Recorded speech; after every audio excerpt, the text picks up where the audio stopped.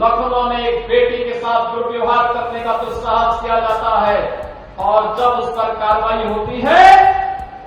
तो समाजवादी पार्टी के मुखिया बड़ी बेशर्मी के साथ उन दुष्कर्मियों के साथ खड़े होते हुए दिखाई देते हैं। इसलिए तो हम लोग आए हैं, बेटी भी सुरक्षित रहेगी और व्यापारी का सम्मान भी होगा, कोई उस पर आंच नहीं आने दी चाहिए। लाने के लिए और मां गंगा की धारा को सुख तीर्थ में फिर से लाने का कार्य हमारी सरकार ने किया है, डबल इंजन की सरकार ने किया है। आज तो मोदी जी के नेतृत्व में भारत दुनिया की एक ताकत बन रहा है, सुरक्षा का बेहतर माहौल मिल रहा है, कांवड़ यात्रा भी चल रही है, सुरक्षा का कोई इश्यू नहीं है, पर्व और त्योहार शांतिपूर्ण तरीके से मनाए जा रहे हैं। लेकिन मैं पूछना चाहता हूं, जिन लोगों ने झूठ बोल करके आपके सामने आकर के तमाम बातें कही थी, 1 लाख रुपए का बॉन्ड भरवाया था, क्या हुआ उस 1 लाख रुपए का? मैं पूछना चाहता हूं, मैं तो आज ये अनिल कुमार, सोमेंद्र तोमर और कपिल देव अग्रवाल जी ने, यहाँ की भाजपा और लोकदल की टीम ने जो प्रस्ताव विकास के भेजे थे और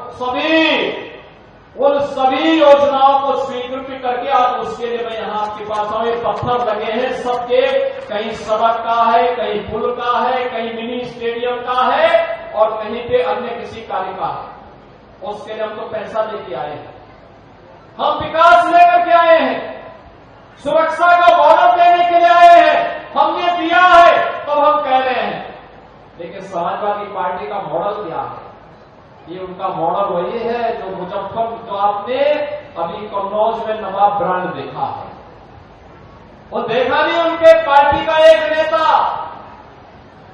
कैसे वहां पर वहां की बेटी के साथ किस प्रकार का व्यवहार कर रहा है, कैसे वहां उनकी पार्टी का नेता मोइन खान अयोध्या में एक निषाद बेटी के साथ किस प्रकार का व्यवहार करता है और कैसे इनके द्वारा लखनऊ में, इनके नेताओं के द्वारा लखनऊ में एक बेटी के साथ दुर्व्यवहार करने का दुस्साहस किया जाता है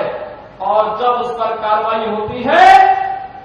तो समाजवादी पार्टी के मुखिया बड़ी बेशर्मी के साथ उन दुष्कर्मियों के साथ खड़े होते हुए दिखाई देते हैं। बहनों और भाइयों,